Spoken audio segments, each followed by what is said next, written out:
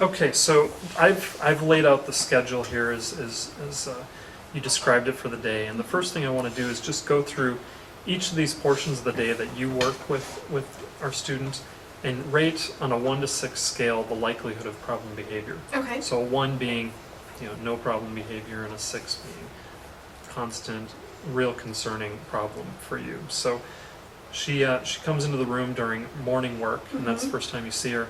How would you rate that, her behavior there? I would say probably a 4. Okay. So even though she's just had that check-in, check-out, it's still that I have to be at And then school what are, then. describe just briefly the problem behaviors you see during that time of day. The biggest thing is I think when she comes in to the classroom, and because morning work starts, as kids are coming in, and so she wants to let the kids know that she's here.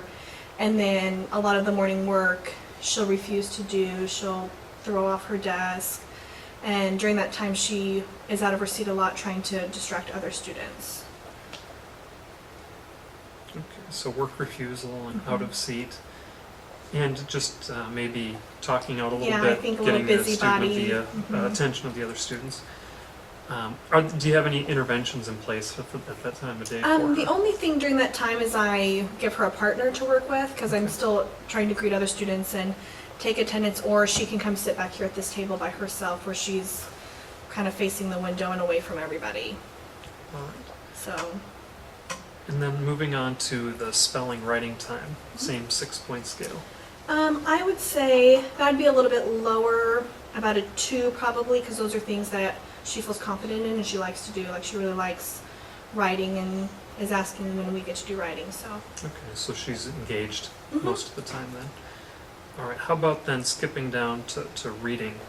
Reading, I would say, would be in between a 5 or 6, the highest Okay. part of our day. Oops. And so what are the behaviors you're seeing then? Then it's, again, with the distracting of other students, it's trying to get their attention or my attention, because I think reading is a big challenge for her, so it's take the attention off her difficulty in reading and redirect it somewhere else. So it's, crawling on the floor, a lot of silly behavior. A couple times we've had her throwing things at other students, so. Okay. And then what types of interventions do you have in place there?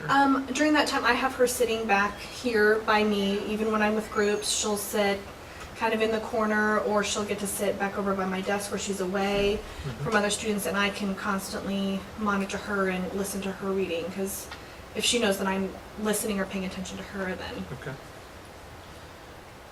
All right, then, so then we have the last 15 minutes of reading after she returns from Title I. And it's the same thing. deal, yeah. When she comes in, because she's gone, and so when she comes in, she makes her presence known that Okay. she's back. So. Would you say that's between a 5 and a 6? Yeah. And then resistant to getting back into reading and distracted? Starting that whole routine. It's even difficult to get her to come sit back with me during that time. It's, her wanting to know if she gets her recess time, and especially if she's didn't score as well on her check-in, check-out during Title I, then the behavior is even more escalated. Okay. Then I'm going to skip over recess and lunch. Okay. You can kind of give me your read on what kind of a rating you get for recess Her and recess lunch. and lunch, I would say, would be pretty high, a 5. She's gotten 3 referrals so far this year just for her recess behavior.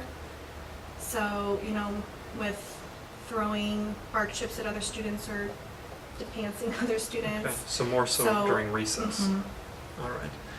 And then I'll also follow up with the recess supervisor to kind of get their rating. How about during specials, if you want to give her? I'd say specials would be a 1 or a 2, because she's really active and engaged in that. It's a break, especially when it's a PE day, because she's really, active, and so I would say that there's a few behavior problems during that. And I noticed it on her check-in, check-out sheet too, that she usually scores well on those times also. Okay. And then how about math, when you have math with her at the end of the day? Math would be in between a 2 or a 3, pretty low area. I think the biggest thing is just getting her when she's coming in from ERC.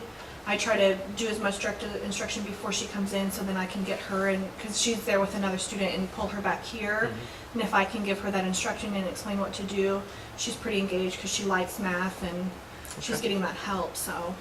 So I'm going to go back and just have you give kind of your rating for Okay. the other times when she's outside of your classroom, just based on what you're Mhm. here. So during ERC in the morning, how would you rate that? The ERC, I would say, would probably be about a 4, kind of Okay. in the middle. And then Title I? Title I would be, I'm going to say a 5. I notice often that they make comments that she's not working or refuses to work or Okay. distracting other students. And then ERC math? And math, I would say a 5 during that time. I think a lot of that is she has a disconnect with the ERC teacher during that time. It's not the same as the one she has in the morning. Okay. And so it's a little bit different. All right, yeah, and I'll follow up with those folks and see what their rating would be, but it's helpful to get your perspective. So if we were to prioritize the area that you believe we should really focus on working with her in, would you say it's that reading time? Mhm. Yeah, the morning, the afternoon she usually does a lot better just because she's had the recess and the special and the time to kind of let out all that steam. But in the morning, I think it's all that academic and it's really overwhelming for her, and it's a long time to go with no break. Okay.